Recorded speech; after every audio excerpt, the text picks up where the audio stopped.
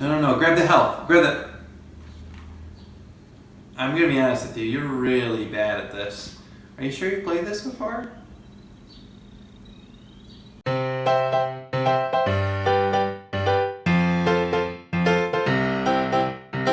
Hey guys, hope everybody's doing well. Thanks for coming out to join me. It's going to be a brief video today, hopefully. And we're just going to look at one passage of scripture together, and then I got just a couple reminders, and I'm going to let you go. As we've been going through the book of John in the devotions, you probably noticed we haven't had time to look at every passage. And that's just because of how quickly the reading plan is going. But there are some things that we've skipped that I don't think are unimportant. And there's a passage especially today that we're going to look at that I think is really good.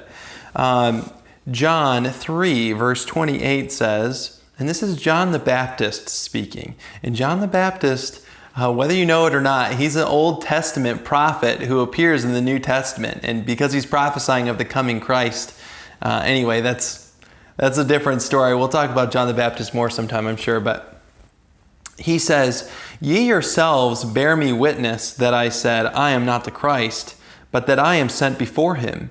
He that hath the bride is the bridegroom. But the friend of the bridegroom, which standeth and heareth him, rejoiceth greatly because of the bridegroom's voice. This my joy, therefore, is fulfilled. He must increase, but I must decrease."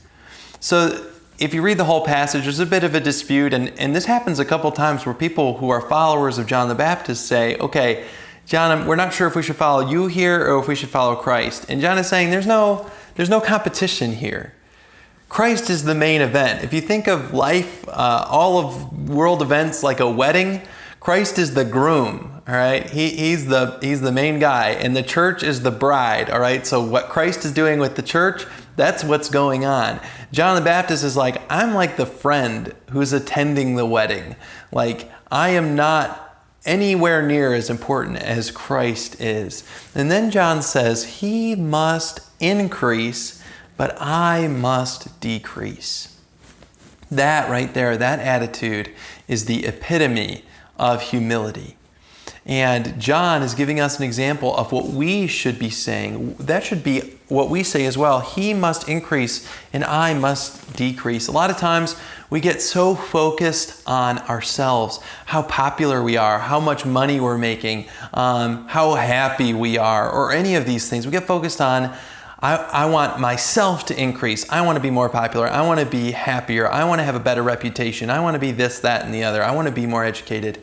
But really, our focus should be on Christ. And I want Christ to be lifted up. I want Christ to be exalted. I want Christ to be glorified. And when we have that attitude, God will bless us because that's the humility that He's looking for in His followers. And it's not a natural attitude. We naturally take care of ourselves. But the attitude of advancing Christ and His cause and His kingdom is something we have to cultivate. And as we know the Lord and as we experience what Christ is truly worth, that's when we start to understand how He must increase and we must decrease. So hope that's an encouragement to you. It's a really good verse and I didn't want to leave it alone. A couple of really quick reminders. Don't forget that by tonight at 9 p.m., Saturday, 9 p.m., you need to submit your artwork recreation. The link to the possible artworks you can choose is in Tuesday's video. So go back to Tuesday's video, look under the video. There's a link there, and go and you can see all the pieces of art that we've selected, and we want you to recreate them. We don't want you to draw it out. We don't want you to try and like repaint a painting or resculpt a sculpture. We want you to find some things around your house and take a picture of yourself or a family member or however you want to do it, but recreate that recreate that painting in an interesting way with a photo and send it to us. We'd love to see what you guys come up with. I know you're going to get creative. If you have any questions about it, you can always let us know. And I also want to say, before I let you go, guys, if you need to talk to somebody during this time, and maybe somebody who's not a family member, we're here. Give us a call, send us a text. Guys, we'd love to hear from you. If you need some encouragement, if you're struggling with someone, or if you're just bored and you want someone to talk to, guys, we're here. That's what we do, and we want to be a ministry to you. So let us know what we can do for you. We want to help.